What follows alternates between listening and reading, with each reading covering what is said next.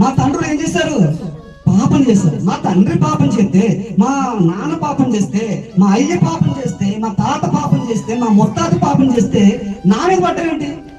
మన మీద పడ్డం ఏంటి? పిల్లల మీద పడ్డం ఏంటి? వారికి ఉన్నటువంటి ఆస్తి నీకు వస్తుంది, వారికి ఉన్నటువంటి పాపం కూడా వస్తుంది. వాళ్ళు పాపం చేసి గతించిపోయారు. ఇప్పుడు మనం ఏం చేయాలి?